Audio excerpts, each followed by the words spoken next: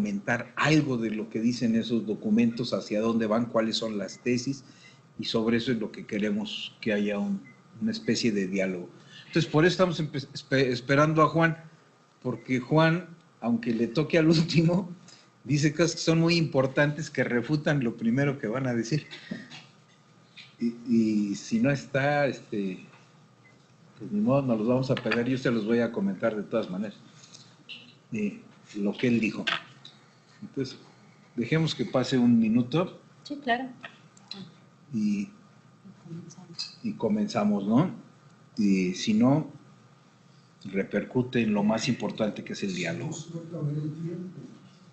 Pues sí. Entonces, acabo de explicarles esta mecánica y empezamos. Durante un máximo de 10 minutos voy a comentar el tema con base a lo que hicieron los ponentes. Enseguida ellos van a fortalecer lo que investigaron y cómo encuentran el tema general. Después vamos a dar la apertura a todos ustedes para que opinen al respecto de lo que se dice acá, y luego va a haber una segunda ronda de los ponentes reaccionando a ustedes y a lo que ellos piensan, a cómo avance la discusión. Y con eso vamos a concluir. Esa es la mecánica de la reunión. Entonces, pues dicho eso, y pasado el minuto, empezamos, ¿no? ¿Es una señal a los 10 minutos? Sí. ¿Sí? Para que no nos pasemos. Entonces, voy a comentarles unos elementos generales del tema de la mesa, que es ciudad compacta, dentro del espíritu del evento. Y va a haber luego, y va a circular una especie de pronunciamiento, este es el arquitecto Dávila, que queremos ir poniendo en el manejo de todo mundo para ver si se piensa en algunas cosas, hay comunes denominadores o no. Pero un tema tiene que ver con la ciudad que tenemos y la política actual para las ciudades, que es hacer ciudad compacta. Algunos antecedentes que vienen de Naciones Unidas. Dicen que las ciudades parecen, y está demostrado, que se expanden muchísimo, que consumen suelo y consumen mucho más suelo y con mayor velocidad que el crecimiento de la población. Esto ellos observan que mientras la población creció el 12%, el área urbanizable creció el 80%. Esto en la historia de este siglo. Los estudios de las ciudades mexicanas dicen más o menos lo mismo, que la población creció al doble y la extensión de las ciudades creció 8 veces. Entonces, al parecer todos los estudios dicen que las ciudades crecen mucho más que la población.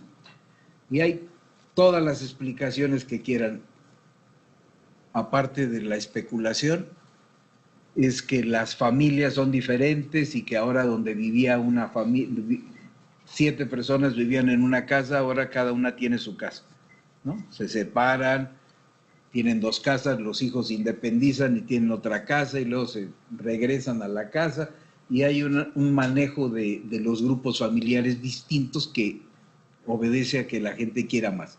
Y la otra se atribuye al mercado. Aquel que tiene un dinerito compra un departamento y que nunca va a ocupar, pero lo va a rentar. Y entonces es muy buen negocio depositar el dinero en comprar departamentos donde sea. Bueno, eso está pasando, es un hecho, está documentado. Pero al respecto, señala que hay 3 temas que hay que cuidar. Estoy hablando de Naciones Unidas, que luego se utilizó en Ecuador en la discusión. Dice que hay que tener planificadores más inteligentes y proactivos que atiendan este crecimiento que se está dando en las ciudades, ambos crecimientos.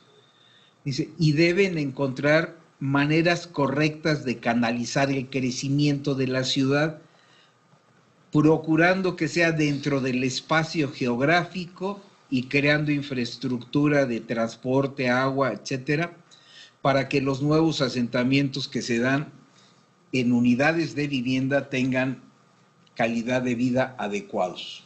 Había que ver qué quiere decir esto. La segunda recomendación internacional es que ya se adopte un pensamiento de una nueva generación y que se entienda que las ciudades se pueden llamar policéntricas. La ciudad mononuclear o la megaciudad con un megacentro está en proceso de modificarse.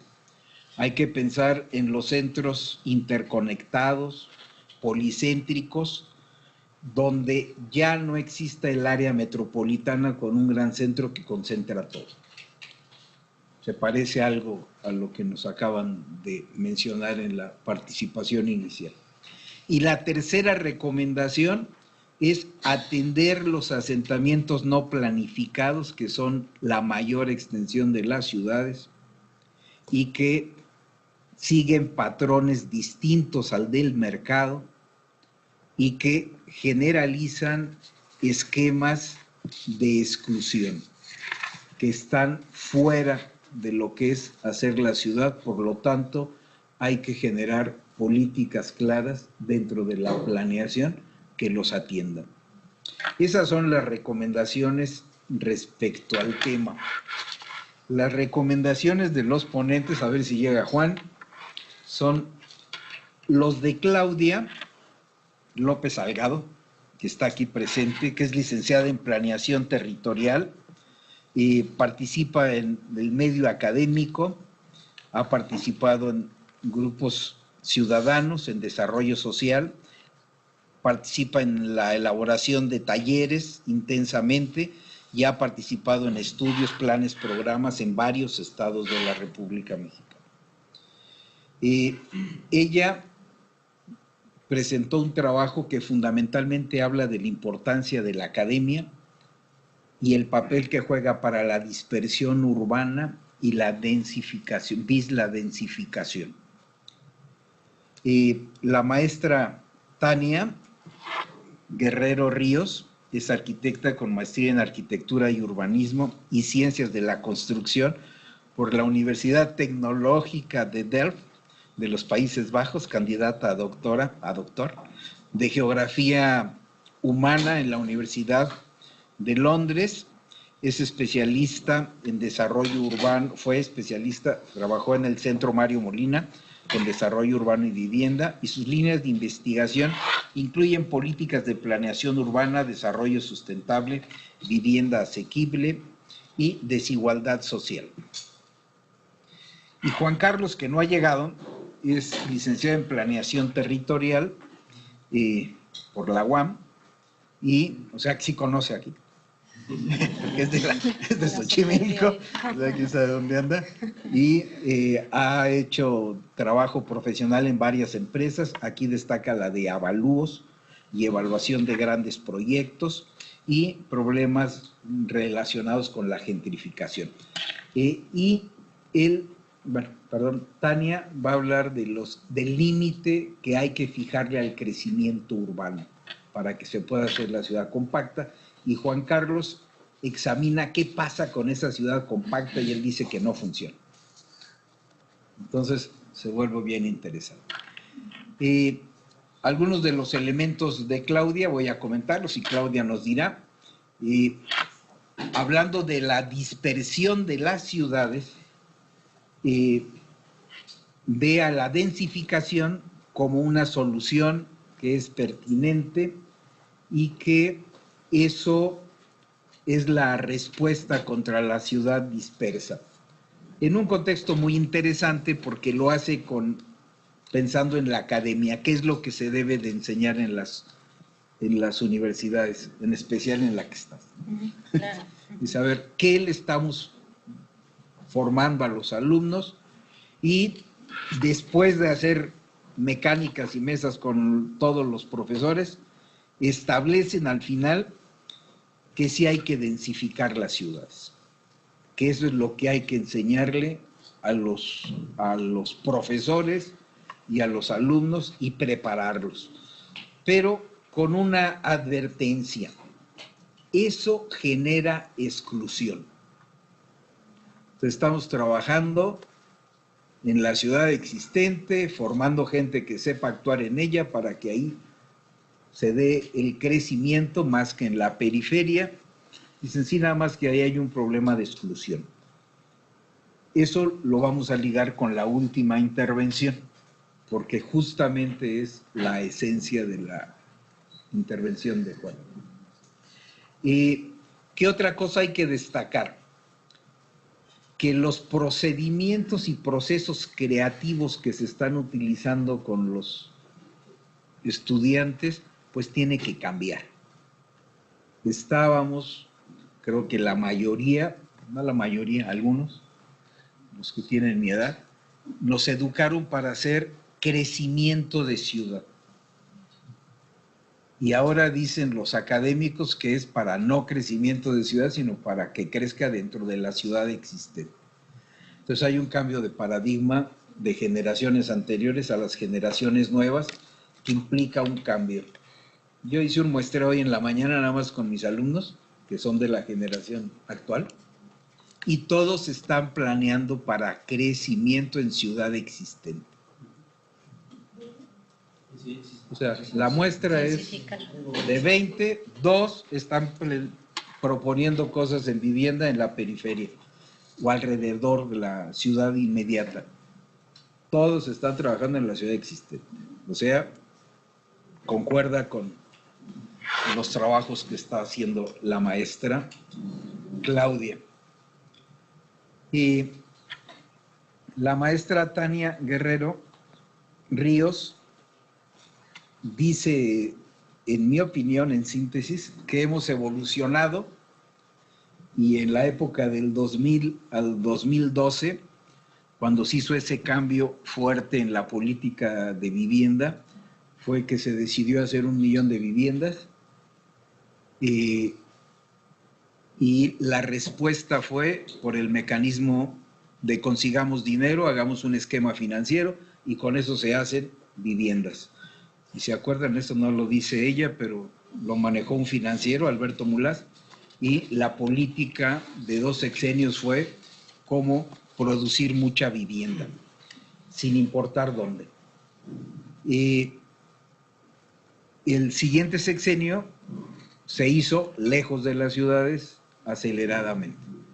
Solo hubo un programa paliativo, ahora que estaba el doctor Tuirán ahí en la mesa, que se llamó Hábitat, que hizo con muy poquito dinero, muy poquita cosa en los barrios populares, pero algo hizo. En realidad el dinero se fue todo a la vivienda donde fuera. Y a raíz del cambio de gobierno del licenciado Peña Nieto, modificó el discurso, y ese discurso fue que iba a combatir la expansión urbana, generando políticas que canalizaran el crédito de la vivienda dentro de las ciudades, por decirlo en pocas palabras, y aparece esto de ciudad compacta, y entonces ciudad compacta es el lema de la administración por concluir el mes que entra. Y después de esa historia viene lo importante, ¿no? Dice, pero ese gobierno dijo cómo iba a ser la ciudad compacta y nos habla de los perímetros de control del crecimiento que se instrumentó durante esta administración, y dice lo bueno y lo malo, y por primera vez dice lo malo, porque lo bueno todo el mundo lo cree. Bueno, hay unos que no, porque ya los conozco. Pero fue una medida importante que dijo, solo vamos a canalizar subsidios en la ciudad central, perímetro U1, poquito más a los U2, casi nada a los U3 y nada a los que no estén en las US. Ellos son perímetros que están dibujados alrededor de las 380 ciudades más importantes del país, y entonces esa rayita cambió, dicen varios, aquí hay algunos, dicen, y entonces la planeación dejó de servir. Se usaron los polígonos y los critica porque los estudió. Dice, sí fueron útiles, hicieron más que todos los planes, pero tienen sus problemas. Y no llega Juan Carlos, y si no llego a hacer lo último. Juan Carlos dice, dentro de la política de trabajar en la ciudad existente, de consolidar la ciudad compacta, dice que él no está de acuerdo con cómo se está haciendo. Y dice, se están haciendo grandes desarrollos que lo que generan es que se viva ahí en una altísima densidad, con servicios que hace que sean núcleos que no quieren ya salir para nada de su conjunto. Y entonces hay densidades muy bajas en el Estado de México, 50 viviendas por hectárea, si hay alguien del Estado de México, parece que es la densidad máxima. En la Ciudad de México, en estos lugares de ciudad compacta, se hacen proyectos de 100 viviendas por hectárea, los chiquitos, y los grandes normales que están dándose junto al periférico son de 250 viviendas por hectárea. Y la gente vive ahí como él dice que él no quiere que viva. Y dice, algo está equivocado, y le echa la culpa a la normatividad. Dice, están haciendo lo que los planes permiten, pues los planes están equivocados. Bueno, esa es su afirmación. Hay que estudiar más. Mi conclusión sería, pues sí hay que estudiar más, porque lo que estamos enfrentando son fenómenos no regulados. Bueno, y ahora les vamos a dar la palabra. Muchas gracias. Digo yo primero a la maestra Claudia Salgado, que se movió en la primera esfera. Perfecto, muchísimas gracias. Pues muy buenos días a todos. Agradezco que me hayan dado la oportunidad de estar en este evento. Para mí es muy significativo porque abre una serie de oportunidades para conocer más sobre los avances que se tienen en materia de la dispersión urbana o las soluciones a la dispersión urbana fuera de casa. Yo vengo de la Universidad Autónoma del Estado de México y trabajo con estudiantes de la licenciatura en Administración y Promoción de la Urbana, que bueno, se localiza o que se imparte en la ciudad de Toluca. Voy a empezar el tratamiento de esto con una experiencia personal. Yo todos los días utilizo transporte público y utilizo el transporte público porque odio manejar. Y tan odio manejar que no he tenido la intención de aprender. No sé manejar, porque yo sé que si aprendo a manejar, voy a utilizar el automóvil. Entonces, mis compañeros de trabajo constantemente me dicen, pues eres tonta, cómprate un auto, padeces mucho en el transporte público. Y recientemente, aproximadamente como medio año, me tuve que cambiar de casa y solamente encontré casa a 8 kilómetros de mi área de trabajo. Y encontré esa casa porque yo tengo una determinante importante, tengo mascotas. Y cerca de mi área de trabajo no me aceptaban con mascotas. Entonces tuve que irme más lejos para que pudiera yo tener acceso a esa vivienda. Todos los días en transporte público yo utilizo 3 horas. Sí, todos los días, o sea, es hora y media de ida y hora y media de regreso. Digo, en el trayecto yo voy utilizando el celular, sacando notas, leyendo libros, leyendo algunos artículos, tratando de aprovechar el tiempo, ¿no? El servicio de transporte público es pésimo. Ahorita no sé si ustedes han escuchado que la ciudad de Toluca yo creo que ya le van a otorgar ahorita el premio a la ciudad con más baches, porque incluso he escuchado que ya van a ser más grandes las calles, porque ya los baches ya no caben. Entonces, es una cuestión importante. En el transcurso de todos los días voy viendo cómo se va transformando la ciudad de un espacio densificado a identificar baldíos urbanos, vacíos urbanos, áreas suburbanas, incluso algunas casas con adobe. Digo, ¿qué estamos haciendo? Durante mi papel como catedrática digo, ¿qué estamos enseñando? Entonces, en el cotidiano, en la vida cotidiana, pues uno platica con los estudiantes y parece ser que lo que dentro de este modelo educativo, estamos enseñándole a los estudiantes a que pues definan soluciones a los problemas complejos de la ciudad. Pero ¿qué soluciones ellos están identificando? Porque una cosa es lo que nosotros percibimos como docentes y otra cosa es lo que ellos de alguna manera van a manifestar en el momento en el que se inserten en el mercado laboral. Bajo esta consideración, yo me di a la tarea de, a través de la categoría de análisis del imaginario social, qué es lo que los alumnos perciben como dispersión urbana, los problemas que genera la dispersión urbana y cuáles son las soluciones a este problema, ¿no? Un problema que ellos también, porque pues, yo a veces me critican mucho porque cierro la puerta al punto de la hora y me dicen, oye, se atravesó el tren, porque el tren se atraviesa y perdemos por lo menos media hora, ¿no? Oye, hubo una manifestación porque pues, casi todos los camiones que van para la ciudad universitaria pasan por Palacio de Gobierno estatal y hay una manifestación y la ciudad se hace caótica. Pero bueno, yo les digo, hay que llegar temprano, ¿no? Y entonces la cuestión es qué es lo que ellos piensan, qué imágenes mentales tienen y qué patrones de solución van a reproducir o van a generar. Al darme la tarea, al empezar a analizar algunos textos que ellos elaboran a partir de un cuestionario, se identifica primero que no tienen claridad sobre lo que es la dispersión urbana, ¿no? O sea, es algo, algunos me dicen, es un fenómeno complejo, es un crecimiento disperso, es decir, hay una serie de interpretaciones de lo que es la dispersión urbana. Cuando nosotros nos referimos, oye, ¿y hacia dónde crees que se da esa dispersión urbana? Algunos me dicen, pues en la periferia, pues en otros centros de la ciudad, tampoco hay claridad. Cuando se hace la pregunta, ¿y quién promueve esto? Al único agente que identifican como responsable es al habitante, no al inmobiliario.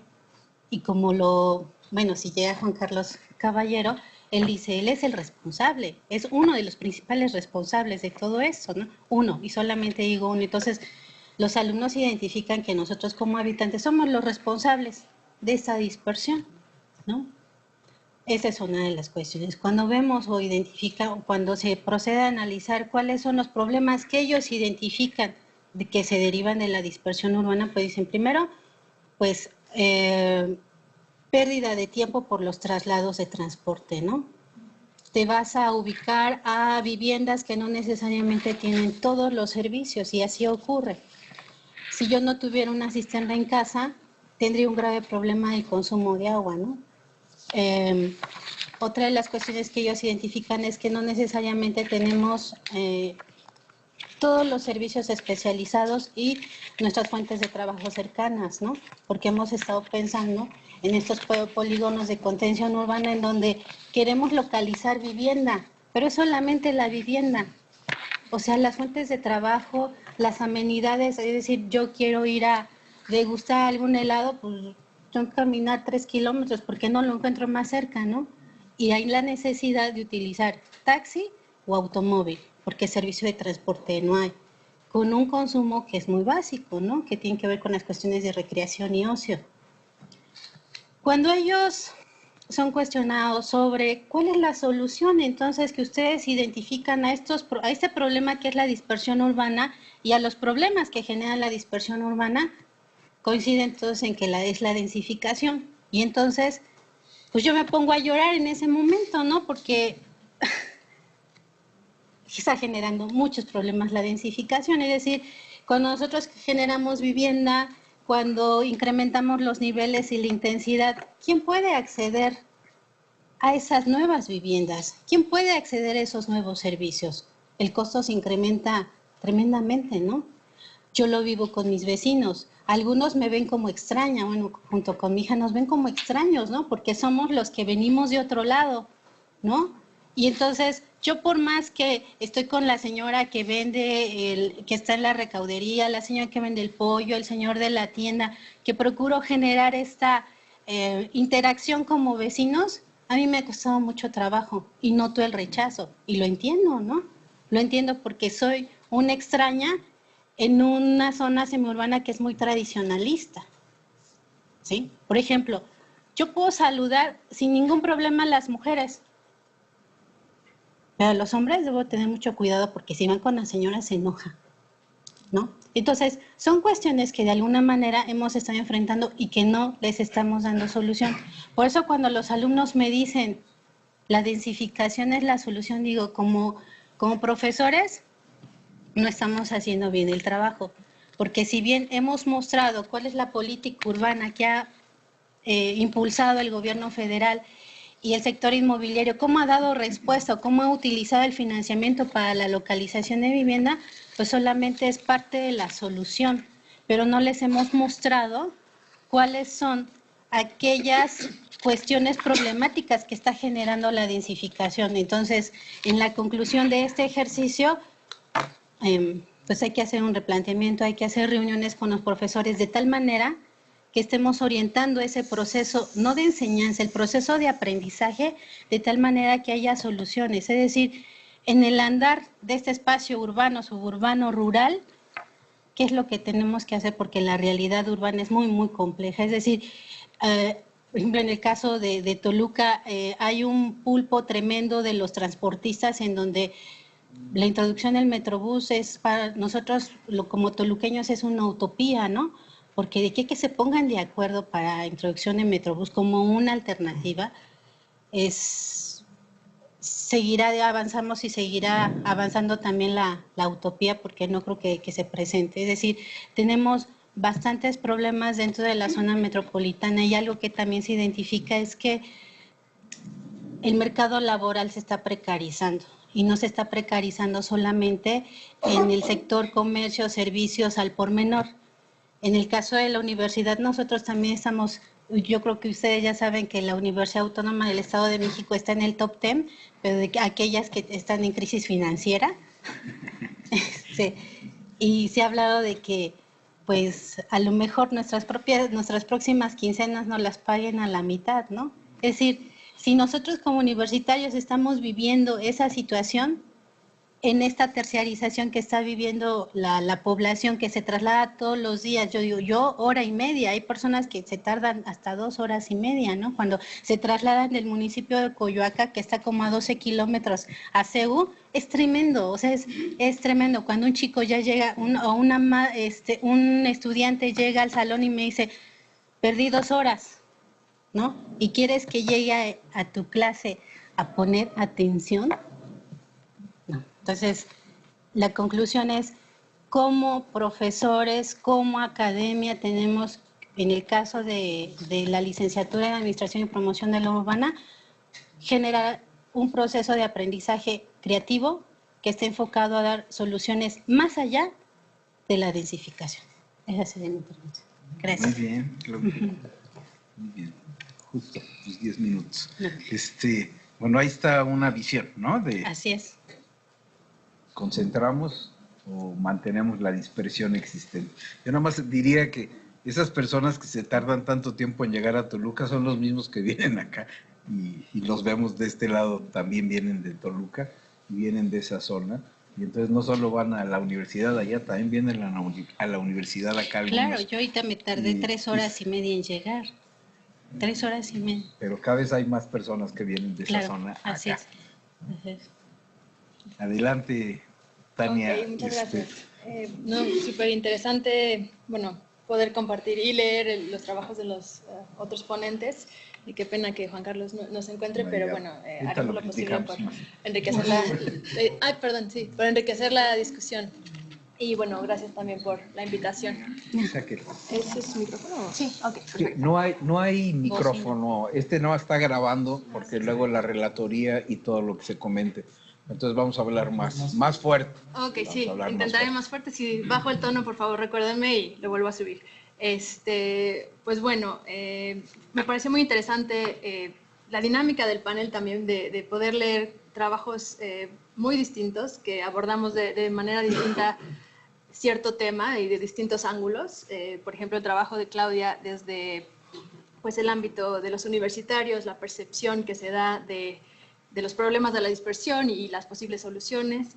Y en el caso de Juan Carlos, a partir de una visión más de su experiencia como analista en habitabilidad en una empresa de avalúos, comparte su experiencia y sus evidencias del problema del desarrollo inmobiliario en la ciudad central, ¿no? Y bueno, yo por otro ángulo que tiene que ver más con una política que me ha llamado la atención desde hace varios años, que se trata de una política de contención urbana. ¿Puedes poner la que sigue, por favor?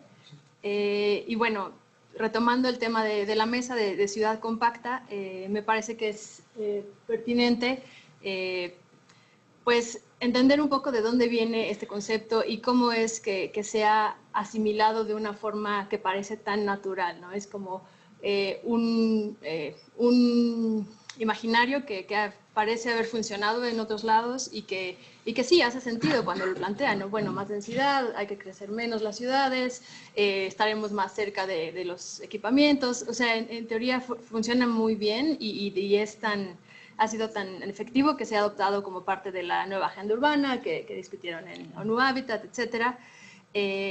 Pero creo que es válido también ponerse un poco en el papel de decir, bueno, ¿y es válido eso para México? ¿Son nuestras densidades las mismas densidades que están proponiendo en otras ciudades? ¿Es nuestra dispersión el mismo tipo de dispersión que existe, por ejemplo, en Estados Unidos, en Europa? Y no, pues no es muy, o sea, no se aplica como tal, ¿no? Porque tiene otros componentes sociales que son muy distintos. Y bueno, también, por ejemplo, si pensamos en cómo es la dispersión urbana en México, pues la dispersión y sobre todo la dispersión causada por conjuntos habitacionales en las periferias, ya es bastante densa si la analizamos como tal. Digamos, no es densa en altura, pero si analizas por viviendas por hectárea, es densa. Entonces, ahí nos hace como pensar, ok, ¿qué es lo que realmente llamamos densidad y en dónde? Y cómo hacemos que esa densidad realmente llegue y beneficie a todos, ¿no? Entonces, bueno, para lograr esa ciudad compacta hemos visto dos principales estrategias. Una es esa de la densificación mirando al interior de las ciudades, como el caso que plantea Juan Carlos y como los estudiantes que entrevistó Claudia. Y la otra es mirando un poco hacia afuera, esa periferia, cómo contener esa expansión urbana para crear también esa ciudad compacta, ¿no? Y aquí lo que noto es que ha habido un hueco en el papel de la vivienda social en todos estos temas. Cuando plantean estrategias de densificación, en muchos casos queda a un lado la vivienda social y aparecen los problemas que comentaba Claudia de, okay, ¿en dónde va a vivir la gente que realmente lo necesita? ¿Es accesible? En ese caso, la densificación se vuelve excluyente. Entonces, tomo el ejemplo de los perímetros de contención urbana como una estrategia en la que realmente se está viendo el papel de la vivienda en el crecimiento urbano, que muy frecuentemente están como segregados, el tema de desarrollo urbano, el tema de vivienda, y al analizar esta política veo como ese link entre los dos, ¿no? Nada más una pregunta. ¿Quiénes de ustedes están familiarizados con la política de perímetros de contención urbana? Nada más para saber. Ok, entonces para dar un poquito más de contexto. Esta herramienta de perímetros de contención urbana lo que busca es limitar o condicionar el subsidio a la vivienda social a distintas áreas predefinidas dentro de las ciudades. Se estableció desde CONAVI, como mencionaba Juan Felipe, a partir de la nueva administración de Peña Nieto, y fue una reacción a reconocer a la vivienda como uno de los problemas, sobre todo la vivienda social, como uno de los problemas que estaban causando esa dispersión. Entonces, pues bueno, yo me he pasado los últimos 2 años como parte de mi doctorado investigando qué tan exitosas han sido estas políticas y bueno, pues tiene tanto su lado bueno como su lado malo. En general, por parte de los oficiales de gobierno lo presentan como la solución. Ya 80% de la población vive en ciudades compactas y pues obviamente no es cierto, porque si alguien ha estudiado los perímetros se da cuenta que realmente solo reconocen lo que ya está construido, no es realmente una ciudad compacta. Entonces, simplemente para, bueno, darles una muestra de cómo se ven estos perímetros, esta es la zona metropolitana del Valle de México y esos son los perímetros que definieron para esa zona. Debo decir que estos perímetros se aplican para más de 300 ciudades en todo el país y fueron unas reglas muy básicas de definir, 3 reglas de cómo reconocemos lo que ya está construido, lo que está un poco más en proximidad de empleo, lo que ya tiene servicios y las zonas de expansión. Son 3 zonas que definen para todas las ciudades y varían muy poco entre la diferencia entre cada ciudad. Y bueno, esta es como la estrategia que se planteó. Y una más, por favor. Y bueno, veo en ellos pues algunas cualidades y algunos defectos, ¿no? Bueno, en principio, como les decía, es aplicada masivamente a muchas ciudades. Otra cualidad, digamos, que es que están disponibles en línea, a diferencia de muchos instrumentos de planeación que no vemos. Pero hay que recordar que estos instrumentos en realidad no son instrumentos de planeación, surgen a partir de la Comisión Nacional de Vivienda con la idea de ordenar un poco en dónde van a otorgar el subsidio, sobre todo para no otorgar subsidios a viviendas muy lejanas a los centros de empleo, ¿no? Pero el hecho de que son públicos y accesibles para cualquiera en un formato GIZ, bueno, KMZ, que se puede abrir con Google Earth, hace que se socialicen muy fácil y que los desarrolladores o otros actores importantes puedan tener acceso a ellos. Y, sin embargo, siempre para aplicar los subsidios tienen que estar coordinados con los instrumentos de planeación. Entonces, ahí juegan un papel importante porque presionan un poco a los municipios, por ejemplo, los desarrolladores podrían presionar al municipio a modificar sus planes para incluirlos dentro de este instrumento de planeación. Entonces, por ahí podría haber una influencia y también, por otro lado, los actualizan cada año. Entonces, eso justo ha sido uno de los principales problemas, es que al actualizarlos, pues incluyen más reservas de las que estaban previstas en una primera instancia. Entonces, eso ha generado pues distintos problemas. Y bueno, aquí no incluyo los resultados en esta presentación, pero si bajan el paper lo podrán revisar. Pero básicamente vemos que sí es cierto que la mayoría de las reservas y las viviendas construidas de interés social ya están dentro de los perímetros, pero no están dentro de los perímetros mejor servidos, digamos que en las zonas rojas que mostraba en el mapa, sino que están obviamente en la periferia de las ciudades, en las zonas azules, que continuamente siguen expandiéndose, y entonces en realidad esto ha sido nada más como un parche, una política que ha frenado, ha frenado un poco la fragmentación, pero la ciudad sigue creciendo. Entonces, vale la pena revisarla a profundidad y bueno, pero creo que podría ser interesante. O sea, es una política que tiene potencial porque ha cambiado un poco la forma en la que se ha dado el crecimiento, pero digamos que tiene muchísimos huecos y que podríamos trabajarlo a futuro, ¿no? Entonces, para esto para estos resultados que incluyen el estudio, analizo 3 distintas escalas dentro de la zona metropolitana, dentro de los municipios y desarrollos específicos de cada vivienda. Y bueno, como pasos a seguir dentro de mi doctorado será, de hecho, el hecho de que estoy también aquí en México es para continuar mi trabajo de campo, hacer entrevistas a desarrolladores, a oficiales de gobierno, sobre todo para entender cómo ha sido este proceso y qué tan maleables son y cómo podrían modificarse para que en un futuro puedan llegar a funcionar de una mejor manera. Entonces sería todo por mi parte. Preguntas, ¿será esto lo que necesitan las ciudades mexicanas? Sí. ¿Ah? A ver. Sí, Ramón. Nada más, bueno, no está Juan Carlos. Voy a hacer una síntesis del tema de Juan Carlos, más a lo filoso de lo que él dijo, porque vale la pena tomarlo en cuenta. Si bien los estudiantes no saben para dónde ir, qué tienen que estudiar, los desarrolladores inmobiliarios tienen ya las reglas del juego puestas, porque dentro de lo azulito se vale todo lo que ellos puedan proponer si el gobierno lo acepta. No les importan los planes, se mueven por esa mancha. Y suponiendo, hay una gran cantidad que ya han decidido invertir en la ciudad central o compacta. Y dice, oye, sí han invertido, pero hacen lo que la ley les permite. Y la ley les permite muchísimo. En el caso de la Ciudad de México, no así en el Estado de México, donde la densidad es muy baja, 50 viviendas por hectárea, decimos. En el caso de la Ciudad de México, entre todos los lugares donde aplica norma 10, que es el periférico, circuito interior, lugares muy bien servidos, centrales, se puede hacer lo que la norma 10 permita. Y la norma 10 permite 22 niveles si tienes un terreno grande.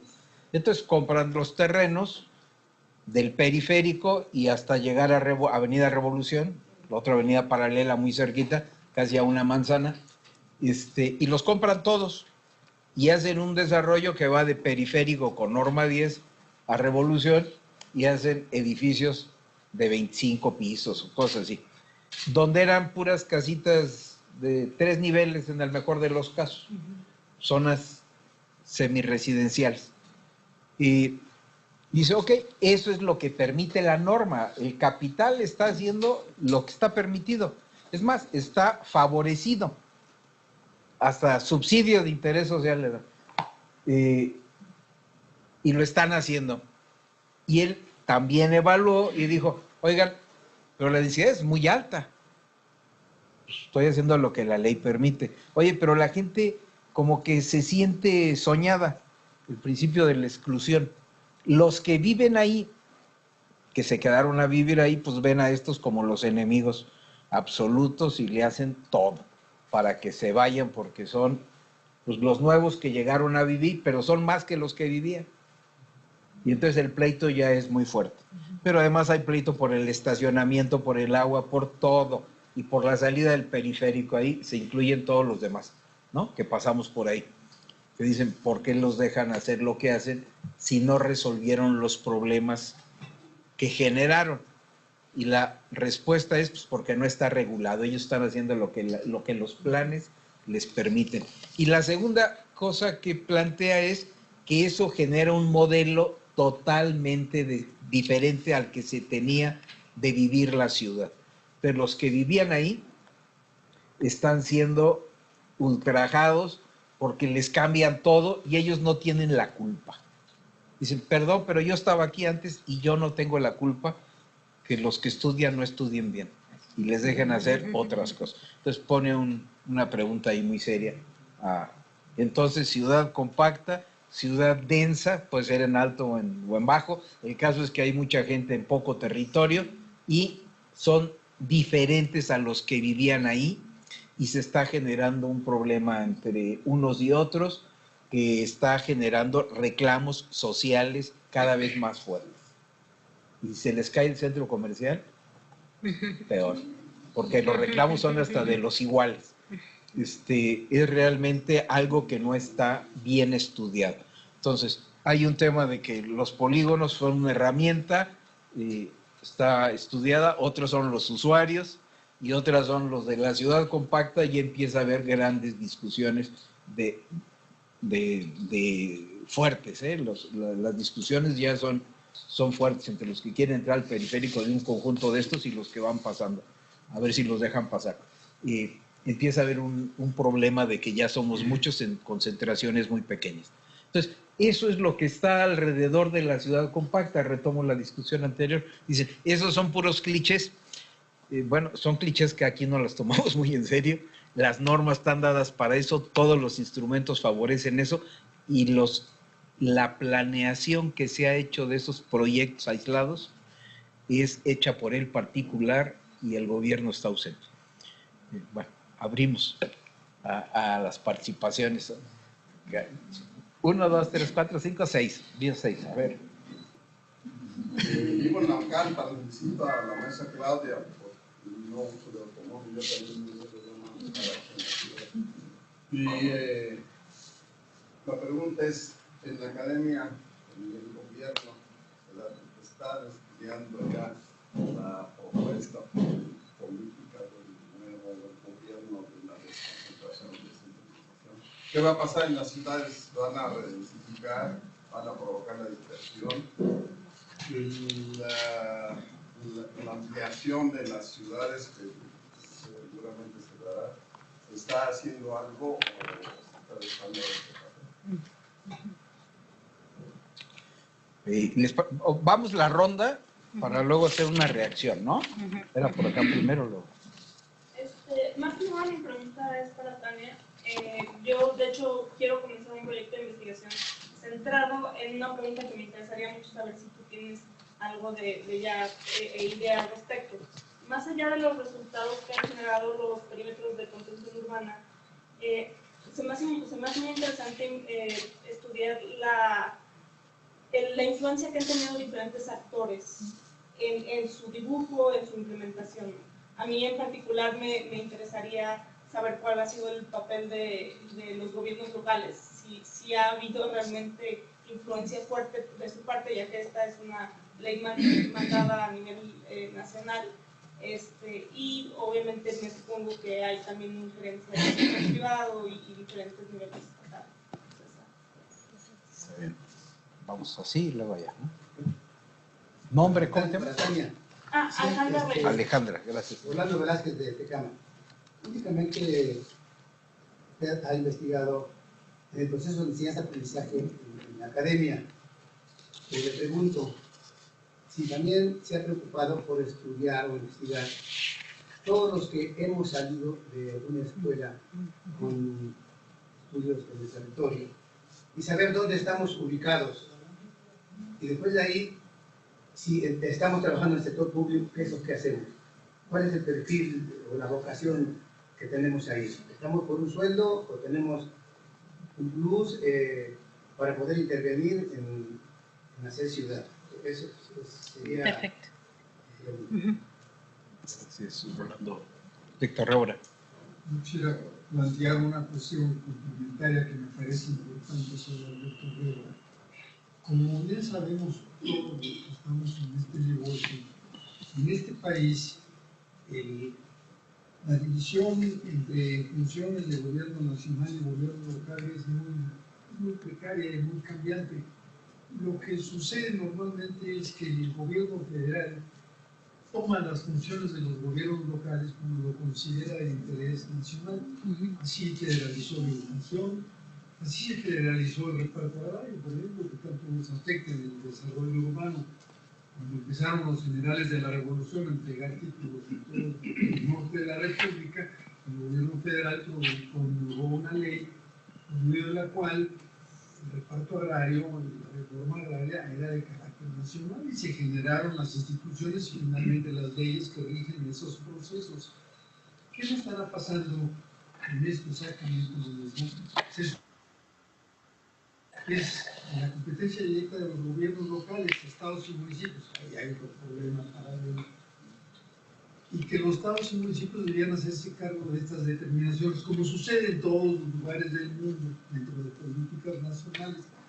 Pues nada, ahora resulta que los gobiernos locales ya no los pela nadie con sus planes, porque la Comisión Nacional de Vivienda es la que define los perímetros de contención. Entonces, ¿qué estamos haciendo? Estamos destruyendo la organización natural de carácter local para dar respuesta a los problemas urbanos y trasladándosela a una organización nacional cada vez. ¿No es esto un problema importante en el asunto que discuten ustedes? Muy bien, bienvenido. Se liga con la del arquitecto. Hay dos allá. ¿Tú? Arturo Valladares.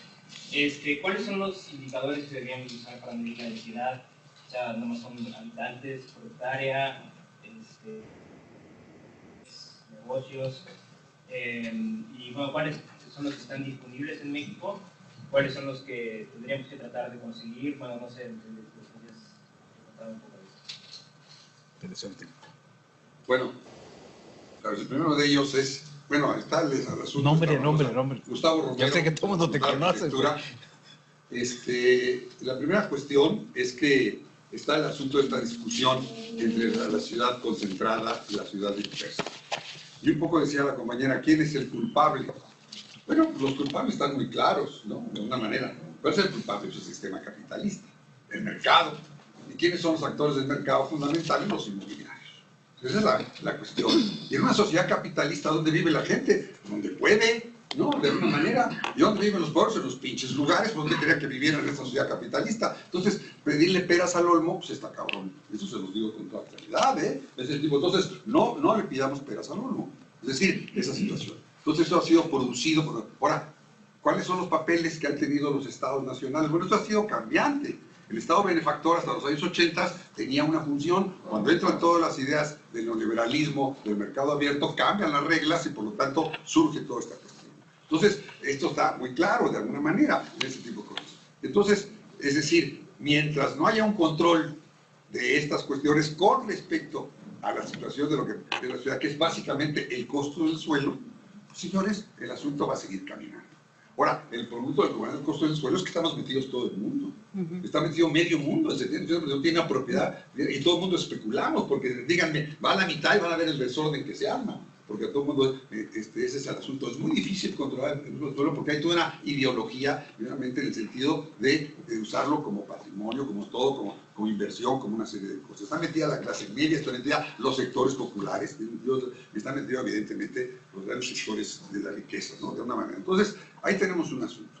Entonces, el asunto es la ciudad, porque las ciudades que ha pasado, tenemos un crecimiento de todas maneras, ¿no? Y por cierto, en el área metropolitana, en la Ciudad de México, el problema no son tanto los habitantes, tenemos 100,000 habitantes al año más o menos y 350,000 autos al año. Eso va a parar la ciudad en 2 años, se los advierto. La va a parar completamente. Olvídense de situaciones de tipo de la verdad. Eso sí, 350, 3 veces y media la población. Bueno, entonces, los problemas son la gran dimensión también de la ciudad. Es un problema, es un tema también que está metido ahí. Y que está metido con el segundo aspecto, que es la densidad. ¿Qué pasa con la densidad? Y en esta culpa tienen mucho culpa los urbanistas, los planificadores, los arquitectos, los ingenieros urbanos, todos, porque en la mayor parte de los casos, los investigadores urbanos han hecho algunas otras cosas, pero tampoco han investigado mucho este tema en lo específico. Es decir, proponen, como alguien lo decía, por ejemplo, la compañera, densidades que quién sabe dónde se las sacaron. Se las sacaron de las ideas del movimiento moderno, que un grupo que, como decía Jan Gehl, si hubiéramos puesto a un grupo de gentes malévolas a hacer esta situación, con mala acción, no hubiéramos logrado lo que logró el movimiento moderno, con todo ese tipo de cosas, ¿no? Entonces, ese tipo de estudios eran siempre invenciones de estadística, no saben qué pasa. Entonces, el primer problema que tenemos, y lo decía el compañero, es que no conocemos el fenómeno de la densidad. El único estudio que yo conozco en este país que se ha hecho en serio de densidad, lo hicimos en 68 en Copenhague, ¿no? Que es el estudio de las ciudades de la Ciudad de México. Lo hicimos en toda la tipología general. Encontramos dónde estaban las densidades más fuertes de esta ciudad. Y no estaban en Polanco, estaban en la zona de Tacuba, por ejemplo, ¿no? En 2 pisos, donde llegaban a 2,000 habitantes por hectárea, ¿no? De alguna manera. O la más alta de México era la colonia, por ejemplo, la colonia que está enfrente de Santa María la Redonda, de este lado, bueno, que tenía edificios de 8 pisos, con viviendas muy chicas, de 50 metros, 40 metros, o sea, hace mucho tiempo se hacen viviendas chicas, y no tenían estacionamiento. Eso nos daba 12 viviendas por cada 100 metros, que nos daba una densidad también muy alta. Y teníamos densidades de las vecindades, de 1 a 3, las de un piso, de 3 a 6, las de 2. Es decir, conocíamos la tipología y las localizaciones. ¿Quién ha hecho eso en México? Nadie. ¿Qué hacen los arquitectos? Inventar. Y los planificadores, inventar. De lo que debe ser, el deber ser, no existe. Entonces, tenemos que partir del conocimiento de la realidad de las densidades, ¿no? Entonces, ¿qué pasa? La Ciudad de México tiene, como se ha dicho, una serie de reglas de cómo crecer, que son diferentes del Estado de México, que es la mayor parte. Que esto es lo que pasa, la Ciudad de México se convierte en una ciudad de ricos. aquí no van a poder vivir más que los ricos. Si cada vez más cosas más porque el precio del suelo es increíblemente alto. Pero también en la periferia metropolitana. Y entonces la gente dice, bueno, ¿cómo manejamos el asunto de la cercanía, los puntos? Pues yo me acuerdo cuando yo estudiaba arquitectura, que nos decían profesores, oye, esto está muy lejos de esto está muy lejos del otro, esto está no cerca de esto. Yo decía, bueno, ¿cómo vamos a apachurrar todo para que todo quede junto? No se puede. Entonces lo mismo pasa. O sea, ¿cuál es otro problema? La desigualdad. Si no le entramos a la desigualdad, no hay bronca. No hay bronca, no hay solución. No le pegamos peras al olmo. ¿Quién quiere empezar a quitarse? Entonces, no es otro punto. Y el otro punto, que también es la democracia. El tema es que no entramos a la participación. Si no entramos a dos cosas, no hay. Ok. ¿Hay otra intervención por ahí? ¿Ya no? Ok. ¿Les parece? Es una ronda que fue desde varios aspectos conceptuales, varios elementos de y cómo se puede medir esto, y si las políticas públicas para dónde van. Es muy amplio. Yo haría una intervención de cada uno. En relación a las participaciones del grupo, nada más pediría que tomamos en cuenta que estamos hablando de una ciudad compacta, ¿no? Y la ciudad compacta, que es una falacia, como nos dijeron hace una hora, o es algo a lo que queremos ir. Okay. ¿Quién empieza? Yo, Damas primero. Ok. Okay. Sí, ciertamente el problema de la ciudad compacta es un producto del sistema capitalista. Y cuando se plantea ¿qué vamos a hacer? Muchas cosas. ¿Cuáles? Hay que estudiar muchísimo. Es decir, ahorita nos preocupa tanto el asunto de la cobertura del drenaje, que es un problema urbano básico y que no hemos solucionado. Y también nos preocupa el problema de la inseguridad, que es un problema muy reciente y que tampoco hemos solucionado. Es decir, tenemos un cóctel de problemas en la ciudad que cada vez se está haciendo más complejo. Tenemos problemas muy básicos y problemas muy complejos. Es decir, hay que venir cuidando la bolsa en el metro porque no sabes si vas a salir con ella, ¿no? ¿Qué hay que hacer? Pues hay que estudiar. Comentaba el arquitecto Ramón Ávila, ¿qué va a pasar en las ciudades? Desde mi punto de vista, y a reserva de poderme equivocar y retomo los argumentos de algunos que hicieron comentarios, pues no conocemos a las ciudades mexicanas, punto. No hay un modelo de planeación mexicana. Escuchamos a nivel, yo de clase, profa, mire, fíjese que en Colombia están haciendo tal cosa. Profa, fíjese que en Alemania están haciendo tal cosa. Profa, en Estados Unidos están haciendo tal cosa. O sea, fuera del territorio mexicano están haciendo muchas cosas.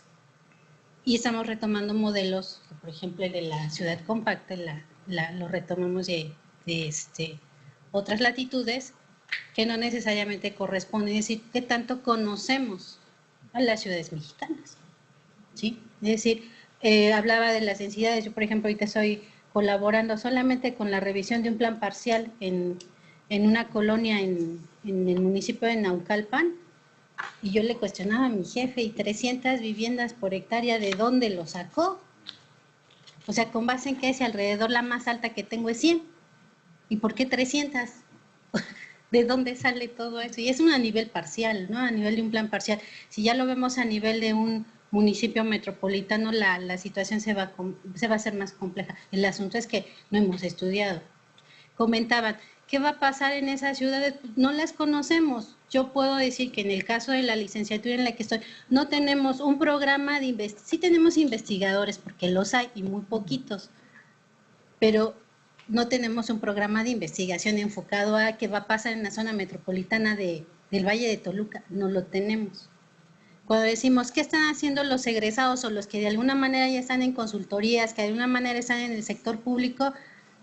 En realidad, no había yo visualizado ese cuestionamiento, a qué están haciendo y cuáles son las propuestas de solución que se han dado al problema, ¿no? Yo he estado trabajando en sector privado a través de la elaboración de planes, pero en el caso del Estado de México, la legislación, porque los planes están con base en la legislación, es decir, si yo le presento al ayuntamiento algo diferente propositivo, va a decir, no, pues es que sabes que este tema no viene, ¿no? Este tema no viene en el guión que te está diciendo el reglamento al libro quinto, no viene. ¿Por qué lo estás incluyendo? Porque es pertinente, ¿no? Por ejemplo, en algún momento me decían, pues es que trata el sistema de los impactos por riesgos nucleares. No hay. No, pues pon lo que tú quieras poner, ponlo. Pero no hay, ¿qué digo? Ponlo.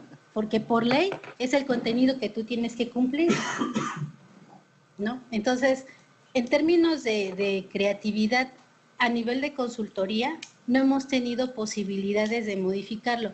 Cuando se hizo una propuesta para la elaboración de planes de desarrollo municipal, que desde el punto de vista de la academia decidimos hacer una propuesta diferente, que tuviera un mayor énfasis en esas cuestiones que no son tan irrelevantes, fuimos criticados mucho por el sector de otros consultores que nos dijeron, pues es que tú quieres llegar a un nivel de detalle y esto no va a ser negocio, porque me va a costar mucho hacer el plan. Ajá, pero es lo que necesitamos. Pues operó un año, retiraron los manuales porque ahí también iban por tipo de municipio. O sea, es que lo quito, porque no funciona. Es decir, después de un proceso reflexivo, ¿a qué conclusión yo como profesora de asignatura en la universidad que hago?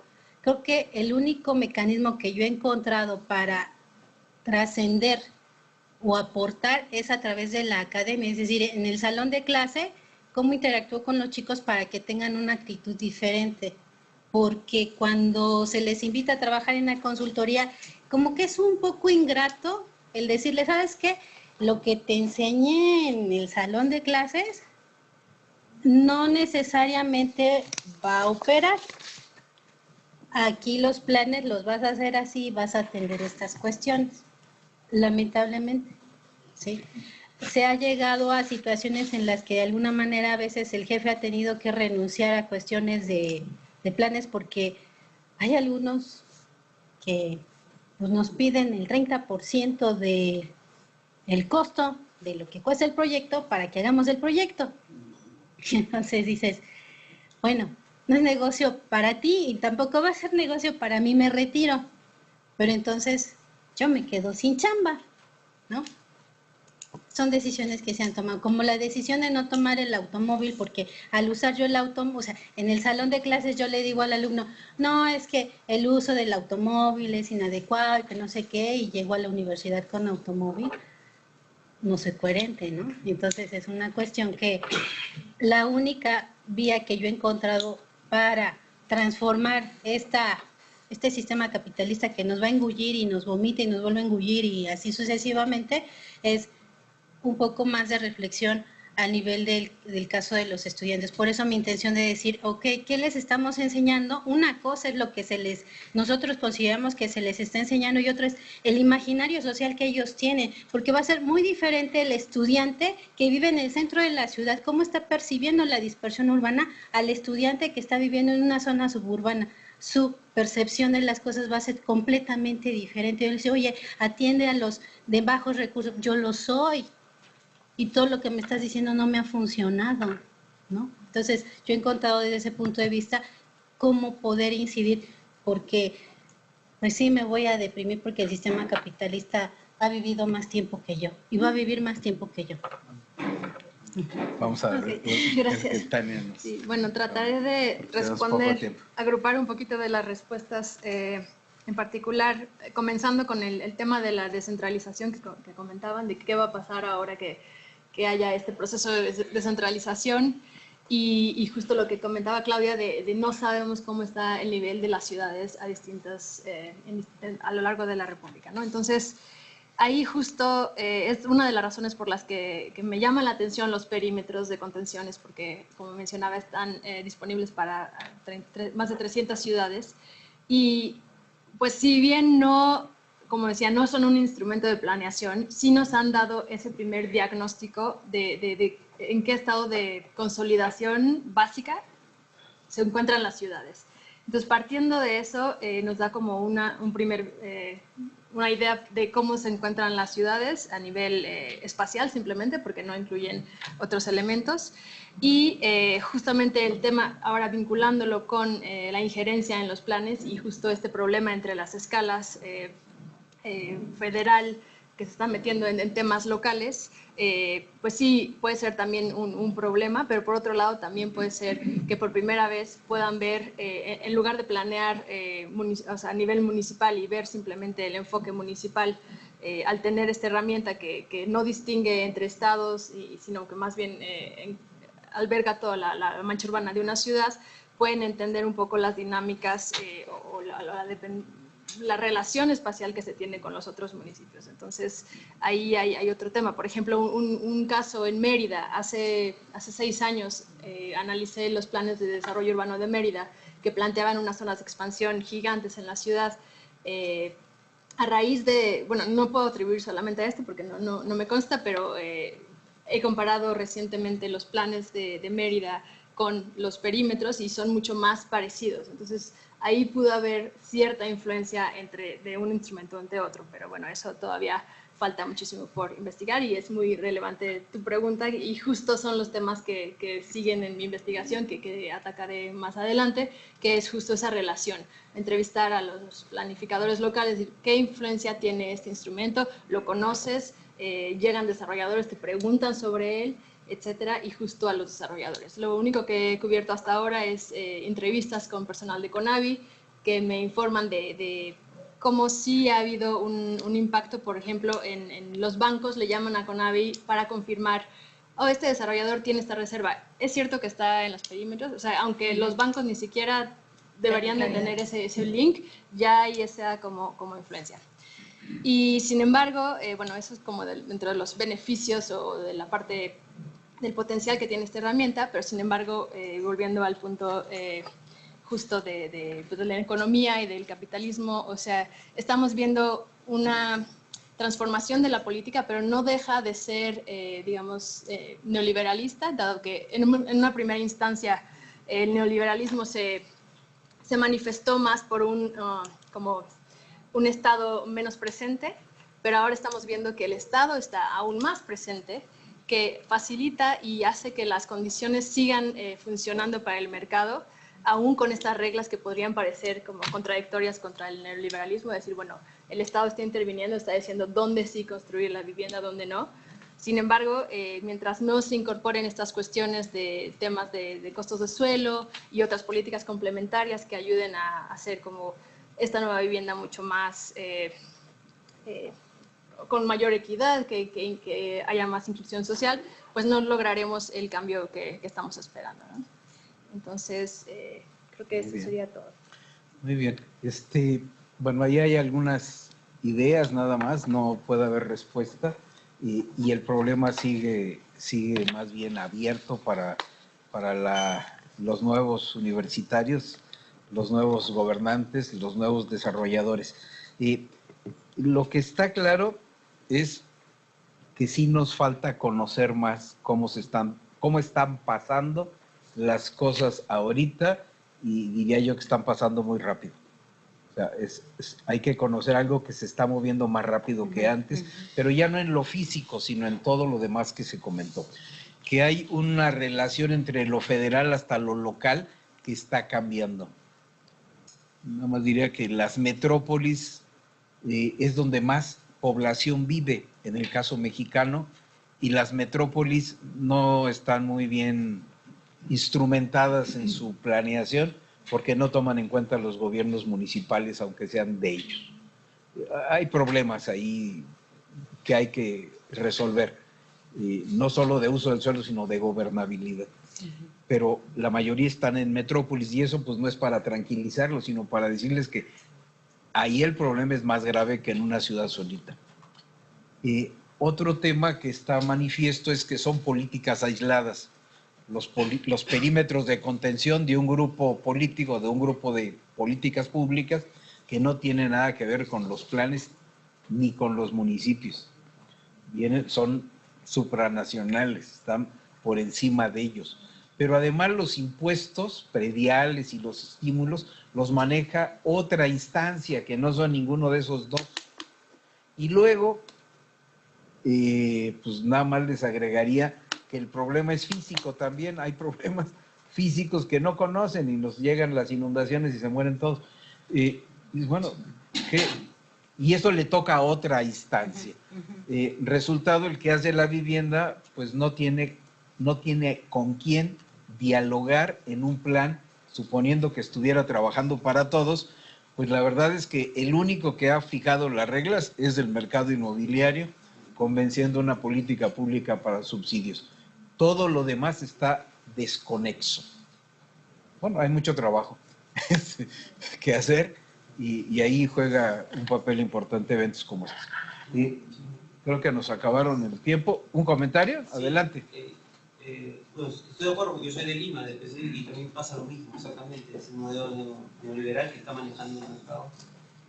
Así como se está moviendo, que no lo podemos fijar en un punto, está pasando con la educación igual. La educación se está moviendo. Entonces, hay que ver que lo que estamos enseñando, pues, cómo repercute inmediatamente en resolver problemas que el día de hoy son y mañana no los alcanzamos. Básicamente eso. O sea, tenemos problemas comunes, pero el único que está clarísimo es que hay que estudiar más los fenómenos y hacerlos transparentes, ¿no? Dice, perdón, lo que se haga, pónganlo a la vista de todo mundo. Porque ahora el conocimiento hay que abrirlo. Lo bueno y lo malo. Bueno, pues muchas gracias. Nos exigen que pasemos a dónde. Vamos a entregar una constancia a los compañeros, a uno de los que no están. Entonces, a Claudia, muchas gracias por tu participación, muy amable. Tania, muchísimas gracias. Un gusto, ¿eh? Con todo y todo, ya se le... Sí, bueno. No, pues está muy bonito. Ay, gracias. Muchas gracias. Pues gracias.